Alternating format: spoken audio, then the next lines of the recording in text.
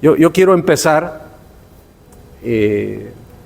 mencionando a un historiador, un biógrafo que se llama Bernard Lewis. Él decía que hay básicamente dos tipos de países en el mundo. Los países que siempre se preguntan ¿qué hemos hecho mal? Ahí está Japón después de la Segunda Guerra Mundial. Ahí está Vietnam, está Corea del Sur, ahí está Irlanda, ahí está Alemania. Y después tenemos el resto de los países del mundo que lo único que se preguntan es ¿quién nos ha hecho esto? Buscando culpables. Creo que Bolivia encabeza esa lista. Todos los problemas que existen, siempre es alguien el culpable. En su momento han sido los españoles, ¿no? Después ha sido el del partido político de allá, que los varones del Estado, que los neoliberales, ¿no? Que la derecha. No hay dólares. Son esos analistas que andan opinando. Después son los banqueros, después los exportadores. Siempre se está buscando a un culpable. Y lo que yo quisiera hacer ahora es que hablemos de qué hemos hecho mal. Nunca va a haber una solución a este país si no respondemos esa pregunta. ¿Qué hemos hecho mal? Y fíjense, en este momento, especialmente desde el 2005, creo que ahí nace lo que hemos hecho mal hasta ahora. Y ahí, el 2005, es cuando nace lo que se llama este modelo económico, social, comunitario, productivo. 2005. Evo Morales ni siquiera era presidente. Y ahí, el actual presidente, con el señor Villegas, que en paz descanse, redactan lo que va a ser la forma de manejar la economía de Bolivia por los próximos años. La ley de hidrocarburos 3058 se aprueba, se crea el famoso IDH, las regiones van a recibir más recursos, y teniendo ya hecho eso, y no solo eso, habiéndose condonado gran parte de la deuda externa de Bolivia, se suma a ese modelo. O sea, otros son los que han hecho eso, y el movimiento al socialismo se apropia de eso y le pone ese título de modelo económico, social, comunitario, productivo. Pero cuando ustedes analizan ese modelo, ahí se resalta que su forma de funcionamiento, y está escrito, dice, vamos a capturar, dice, los excedentes que se produzcan, excedentes guión riqueza. Vamos a capturar esa riqueza, se la vamos a trasladar al Estado redistribuidor, dice. Y el Estado va a decidir a dónde va. Y el modelo dice que tiene que ir a dos lados. Uno, a lo que llama sector generador de empleo, que es básicamente todas las empresas públicas. Por eso generan empresas públicas. Este año 150 nuevas empresas públicas se van a crear para cumplir con esa parte del modelo. Y el resto se va a distribuir, dice, a través de los bonos sociales. Juancito Pinto, Juana Zurduy. ¿Para qué? Para luchar contra la pobreza. Y el objetivo final es luchar contra la pobreza para lograr un mundo con igualdad y vivir bien. Eso es. Hermosas palabras. ¿Quién no quiere, pues? ¿No? Seamos iguales. Vamos a vivir bien. Vamos a eliminar la pobreza. Cantos de sirena. ¿Y cómo se propone hacer eso? Fíjense, es capturando la riqueza que hay, el Estado decidiendo cómo se redistribuye. En palabras sencillas es, vamos a agarrar esta torta que hay y la vamos a dividir y la vamos a entregar a la gente. ¿Cuál es el primer problema que tiene ese modelo? Que la torta se va a acabar. Desde el año 2014 se ve que esa torta se empieza a acabar. Por eso alguien decía, el socialismo termina cuando se acaba la plata de los demás. Porque ya no hay que más redistribuir. Pero el problema de fondo es que esa redistribución se hace también quitándole a alguien para dar a otro. Es decir, se plantea una forma de economía o un plan de quitar algo a alguien para darle a otro. Y por supuesto eso se acaba.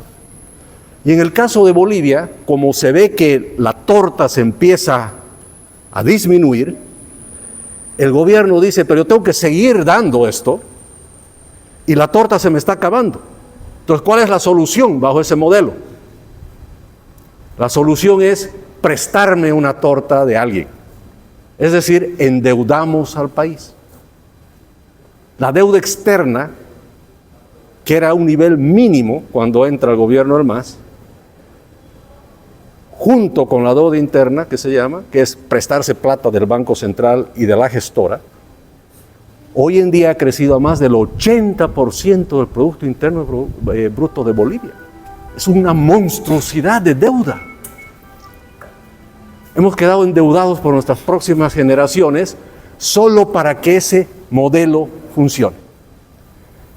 Y quiero aclararles que en realidad no es un modelo, porque los modelos económicos de verdad funcionan en las buenas y en las malas. Este modelo solo funciona si hay plata. Sin plata no sirve. Bueno, y lo tengo que llamar modelo, porque la palabra modelo le han puesto en el nombre, para que estés obligado a llamarlo modelo. O sea, es igual que yo me llame Brad Pitt Jaime Dunn. Te van a tener que decir Brad Pitt, aunque no lo soy. ¿No es cierto? Entonces, el tema de fondo es aquí, que se tiene, entre comillas, un modelo que en vez de crear riqueza, redistribuye la poca riqueza que hay. Y por supuesto, cuando la riqueza disminuye, ya ni siquiera estás distribuyendo riqueza, estás distribuyendo pobreza. Y hemos llegado a ese punto, y por eso la gente siente en el bolsillo que falta plata. Si no hay dólares, por supuesto es un problema eso, pero en realidad el problema no es que no hay dólares.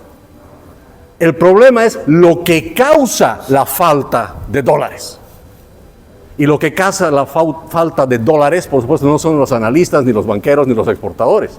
Es el modelo económico, social, comunitario, productivo, que nunca realmente ha funcionado. Y cuando se nos habla de que se va a luchar contra la pobreza, pues la gran pregunta es, ¿cómo vas a hacer eso? ¿Cómo puedes luchar contra la pobreza? Y ahí es donde yo quiero que me acompañen mentalmente en cómo este modelo está funcionando y dónde empieza el problema. A ver, un país para crecer, sea Bolivia, la China, Estados Unidos, Canadá, el que sea, el país que sea, para crecer, cuando se ve por lo que se llama el método del gasto, el Producto Interno Bruto es igual al consumo, la inversión, el gasto del gobierno y las exportaciones que tienen que ser mayores a las importaciones. Consumo, inversión, gasto y exportación. Todos los países del mundo tienen que usar esa fórmula, porque es igual que la ley de la gravedad, no la puedes cambiar. Y si eres de izquierda, derecha, socialista, comunista, liberal, capitalista, se mueve en la forma que combinas estas variables. El socialismo, el comunismo, activa solo las variables del consumo y el gasto. Por eso dice capturo, voy a captar la riqueza y la voy a redistribuir, la voy a consumir. La variable inversión, la inversión privada, no es parte de la forma. Por eso el sector privado ha estado siempre ignorado por estos gobiernos. Y las exportaciones, peor, te ponen cupos de exportación, no te dejan exportar. Y esta región tan próspera como Santa Cruz son las variables de inversión y exportación. Por eso Santa Cruz siempre ha estado aislado, ¿no es cierto?, por el gobierno, porque representa, junto a otros departamentos, pero Santa Cruz de mayor manera, las variables de la importación y la exportación. Entonces, todos los empresarios privados y la misma región de Santa Cruz, lamentablemente, no formamos parte de la fórmula de crecimiento del modelo económico, social, comunitario y productivo. Es un tema serio. Y encima tenemos una situación donde se dice que se va a luchar contra la pobreza. Y no se puede luchar contra la pobreza solo repartiendo riqueza. Y se nos vende la historia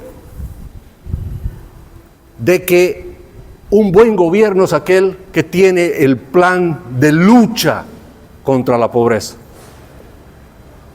Cuando en realidad, y aquí tenemos los bolivianos que ser responsables, de elegir a un gobierno nuevo que no ofrezca un plan de lucha contra la pobreza, sino un plan de creación de riqueza. Ese es el gran cambio. Y la riqueza se crea. La riqueza se crea. Y tiene causas. Y no es que la pobreza es la que tiene causas y entonces hay que eliminar las causas de la pobreza. No, la pobreza no tiene causas. Y aquí me voy a referir a grandes pensadores del pensamiento liberal, especialmente a Armando Latorre, que justamente él dice que la pobreza es el estado natural del hombre. O sea, la pobreza es parte de la naturaleza. Cuando nace un niño, un bebé, nace desnudo, no tiene nada, nace pobre. Y a ese niño hay que vestirlo, hay que alimentarlo. Y el abrigo que se le pone, esa chompita que se le pone, alguien tiene que haber tejido esa chompa. ¿Quién lo ha hecho? Un ciudadano emprendedor que ha arriesgado su plata, su capital para comprar maquinaria, equipo, contrata gente y manufactura esa chompa. Y la vende al padre del niño. Y el padre usa esa chompa para proteger al niño. ¿Quién le ha proveído esa chompa al niño? Un emprendedor que se ha sacrificado, sacrifica su patrimonio, arriesga su patrimonio, sus recursos, para crear esa chompa. Entonces se dan cuenta cómo ese emprendedor está generando un gran beneficio social. Si ustedes aquí son empresarios, emprendedores, ustedes están ayudando a la sociedad. ¿Cómo? Le están ayudando satisfaciendo las necesidades que tiene la gente. El carpintero hace un mueble para quien necesita un mueble. El médico da atención médica para alguien que necesita salud. O sea, por eso los empresarios, los emprendedores son grandes, pero gigantescos benefactores sociales, porque están ayudando a la sociedad. Pero aquí se evidencia algo que es muy importante: cómo se crea la riqueza. O sea, si quieres luchar contra la pobreza, tienes que entender cómo se crea la riqueza. Ya hace muchos años había un filósofo economista, John Locke, y él dice que hace muchos años un ser humano agarra la arcilla o el barro y con su trabajo crea una vasija. La primera vasija, digamos, en la historia de la humanidad. Y viene su vecino y le dice, ¿qué es eso? Y él le dice, he inventado una vasija. Y su amigo le dice, ¿y eso para qué sirve? Mira, sirve para que guardes tus semillas, granos de maíz, agua. Y el otro ve un beneficio en eso. Y le dice, oye, te compro esa vasija. Y él le dice, perfecto, por 2 bolsas de maíz, me imagino. ¿Se dan cuenta? Se da la primera transacción comercial. Pero se da la primera transacción comercial sobre algo que alguien necesita. Por eso alguien paga. Y eso que era barro se ha vuelto un bien que la gente quiere y voluntariamente paga por eso. Nadie te pone un revólver para decirle tienes que comprar a él. Pero lo más importante es que esa anécdota nos demuestra que la riqueza es artificial. O sea, la riqueza es creada por el hombre.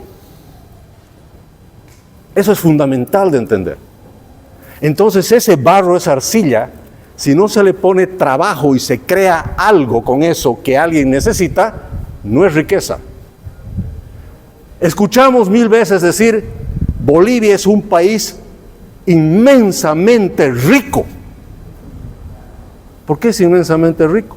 Estamos llenos de litio, que de gas en su momento, y estamos llenos de minerales, y la fauna, y los cerros, y los bosques, somos riquísimos, ¿no? Eso es barro.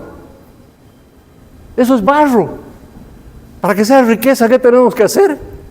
Poder agarrar eso, transformarlo en algo que alguien necesita y lo tienes que vender. Que esté enterrado ahí, no sirve. Primer concepto, la riqueza es artificial.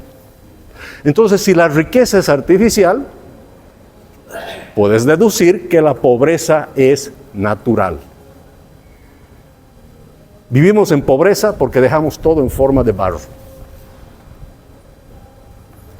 Y lo que es peor de todo es ese niño que es pobre, ¿no? Y si los padres le dan de comer, lo visten, le dan de comer, lo visten, le dan de comer, lo visten, ya tiene 55 años y le seguimos dando de comer y lo vestimos, bueno, ya se volvió dirigente de la COB, ¿no? Vive gratis. El rato que le dices, che, es hora de ir a trabajar, ¿qué pasa? No sabe trabajar, porque se ha vuelto dependiente del papá. Se ha vuelto dependiente del papá Estado. Por eso esos gobiernos de estados que regalan, están creando un severo daño a la sociedad.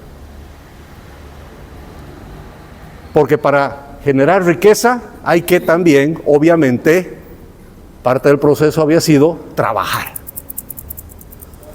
Por eso un gobierno que no deja trabajar en paz a la gente es un gobierno que no está permitiendo la generación de riqueza.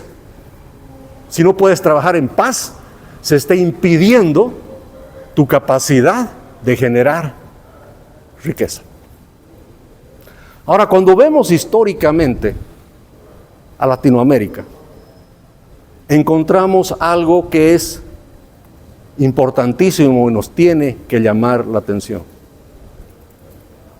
No siempre hemos sido pobres. Empecemos por ahí. En 1895, Argentina era el país más rico del mundo. La Argentina. Y durante 100 años ha estado entre los 10 países más ricos del mundo. La Argentina, nuestro vecino. Venezuela estaba entre los países más ricos del mundo también, hace 60 años. Hace 70 años, Cuba era uno de los países más ricos del mundo. El Producto Interno Bruto per cápita de Cuba era casi 4 veces el de España.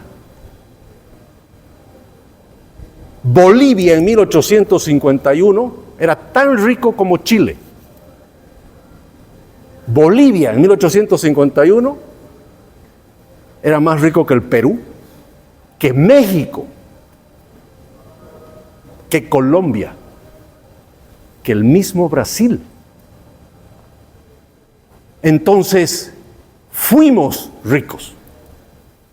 Ahora ya no lo somos. Y la gran pregunta es, ¿qué carajos ha pasado?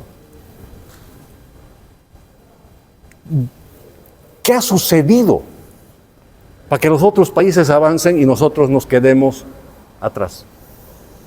Justamente hemos perdido el norte en la creación de riqueza. Eso es lo que ha pasado. Se ha ido toda la historia económica de Bolivia hacia redistribuir, hacia el Estado es el que va a solucionar los problemas de la gente. El gobierno es el que tiene que solucionar los problemas. Por eso, cada campaña que hay, y ya estamos entrando en un año bien electoralizado, y van a escuchar de todos los partidos el plan económico de cómo el Estado va a solucionar los problemas de la gente. Y por supuesto, todos van a luchar contra la pobreza.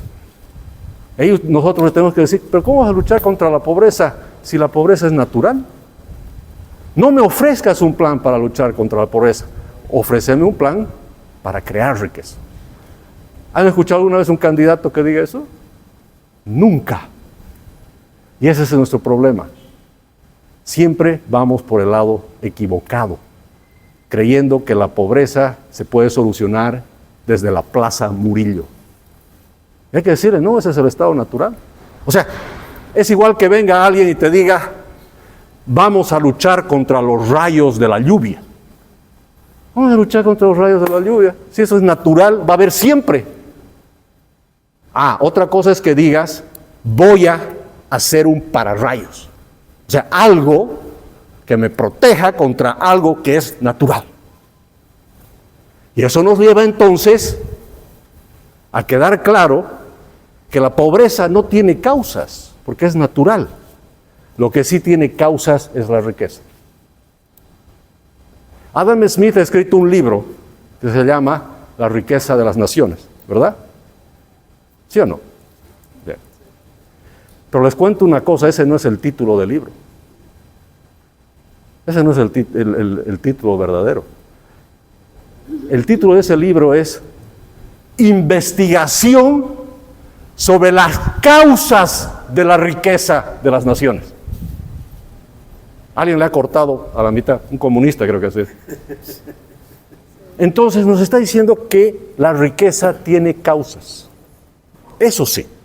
Entonces un gobierno lo que tiene que hacer es activar todo lo que causa riqueza. Y para que eso funcione, tiene que quedar muy claro que el Estado en realidad tiene que dejar que la riqueza se cree. ¿Y cómo? No metiéndose él a ser el que va a solucionar los problemas. primera cosa que se tiene que hacer. Y yo aquí amplío esa definición de que se dice que el liberalismo es el respeto irrestricto, dice, del proyecto de vida del prójimo. Ojo, pero también es el respeto irrestricto del proyecto de vida de las regiones. Así como buscamos la libertad de los individuos, hay que buscar la libertad de las regiones. ¿De qué nos sirve a nosotros como liberales decir, ok, somos libres en nuestras regiones? Sí, pero nuestras regiones son cárceles. ¿Por qué? Porque el Estado ha puesto una jaula, 9 jaulas ha creado en Bolivia. ¿Se dan cuenta? 9 jaulas. Y ellos deciden cuándo se abre una, cuándo se cierra. Y todos tienen que dar plata al Estado para que el Estado nos dé algo de comer a cada uno. Y como manejan esto políticamente, dicen, a esos prisioneros no les den de comer esta semana. Y coaccionan. Y extorsionan. Pero el prisionero es libre de ir al baño cuando quiere. Sí, pero yo quiero la libertad más allá de eso. Entonces, para la creación de riqueza, es por eso importante no solo la libertad de los individuos, sino también de las regiones. Ahora, un tema fundamental en todo esto es que cada individuo, de manera libre en el marco de la ley, tiene que tener la posibilidad de trabajar, de innovar y de crear riqueza en ese proceso. El problema es que el Estado se mete ahí. A ver, yo lo pongo de la siguiente manera. Fíjense que la economía es como una cancha de fútbol. Tiene líneas. El área pequeña, el área grande, el medio, el centro. Esa es la seguridad jurídica. Es decir, el mercado, por más libre que sea, libertad no significa hacer lo que me da la gana. Soy libre en el marco de la ley. El tema es que esa ley tiene que estar bien hecha. Y tiene que ser suficiente para que el partido de fútbol de los 22 jugadores pueda ejecutarse bien. Y todos los jugadores saben cuáles son las reglas. Y el partido empieza a jugarse. Entonces ustedes, que son emprendedores, empresarios, en realidad estamos en esa cancha. Ahora, el problema es que bajo el modelo económico, social, comunitario, productivo, esa cancha de fútbol tiene reglas que solo algunos cumplen. Y han rayado la cancha a favor de unos y en contra de otros. ¿Cómo podemos hacer un partido de fútbol así? En el nombre de la justicia, el precio justo, los cupos de exportación, en el nombre de esa justicia social, que la igualdad de oportunidades, ¿saben qué significa esas cosas? Significa que, y vamos a decir, digamos que los equipos que están jugando en esta economía es el Bolívar y el Tigre. Resulta que el arquero del Bolívar es muy bueno. ¿Se imaginan que el referí, que es el Estado, administrando la justicia, dice, no, ese arquero es demasiado bueno y el del Tigre es muy chacra? Este arquero prohibido atajar el próximo gol. O aquí hay un buen jugador. No, eres demasiado bueno, hermano. Te saco tarjeta roja por 10 minutos y después vuelves. ¿Se dan cuenta? El Estado interventor interviene el partido de fútbol. Y si se da, digamos, el sueño, ¿no?, de que Messi juega en Bolívar, ¿qué pasaría? ¿Qué diría ese árbitro? Soberanía. ¿Qué hace este extranjero aquí? ¿no? Y no solo eso, diría, no es justo que Messi juegue para el Bolívar. ¿Por qué no? No, seguro va a ganar el Bolívar, pues ahora, porque tiene un excelente jugador. Entonces, ¿qué hacemos, señor referí? Tengo una idea, le cortamos una pierna al Messi, para que se iguale a los demás. ¿Es justo eso? ¿Es justo para Messi? Por supuesto que no. La justicia social siempre es la más injusta que hay, porque le da prioridad a unos sobre otros. Entonces, ¿cómo podemos nosotros, empresarios, emprendedores, surgir y crear riqueza en un partido de fútbol donde el gobierno es el árbitro y acomoda el partido como le da la gana? ¿Cómo podemos surgir así? Pero él está metiendo muchos goles. No, ya no puedes meter más goles, por favor. Ese es tu cupo. Has llegado a tu cupo de exportación, has llegado a tu cupo de goles. Frenas aquí. ¿Pero por qué? Dale pues la oportunidad a los demás, eso es justo. ¿Se dan cuenta cómo esa idea de la justicia se empieza a manipular? Además, ¿quién es el que define lo que es justo y lo que no es justo? Un burócrata. Y en Bolivia, fíjense, bajo este modelo económico, tienes el precio justo, tienes los cupos de exportación. Por justicia, todos pueden ser ministros, aunque no sepan leer ni escribir. Presidente también pueden ser sin haberse graduado del colegio, porque eso es justo. Pero es la cosa más injusta, porque eso le causa un daño tremendo a la gente. Entonces el gobierno tiene que más bien abrir las puertas para que se active estas variables de la inversión, estas variables del ahorro, de la producción y la generación de trabajo. En realidad, un buen gobierno lo que tiene que decir es: yo voy a hacer un Estado pequeño, pero fuerte. ¿Fuerte para qué? Para hacer respetar la vida, la libertad y la propiedad privada en el marco de la seguridad jurídica, donde todos somos iguales, pero solo ante la ley. En Bolivia no somos iguales ante la ley. Es decir, esa cancha de fútbol está llena de rayas. Es más, los jugadores no saben si les toca pasar o no les toca pasar. Y si pisan la línea, te caen con impuestos, multas, hasta la cárcel te pueden meter. Entonces, el partido de fútbol a la economía boliviana no se puede jugar. No somos un país libre para jugar en el marco de la ley. No somos iguales ante la ley. El gobierno da prioridad a quienes le apoyan y la ley funciona cuando a ellos les da la gana. Si no eres parte del partido gobernante, no tienes ley y más bien usan la ley en contra. Esa Constitución del 2009, ese contrato social que se llama, no existe. Ha nacido mal, nunca ha funcionado. Es más, hasta se les ha vuelto un problema para sus propios autores. Ellos mismos no la cumplen.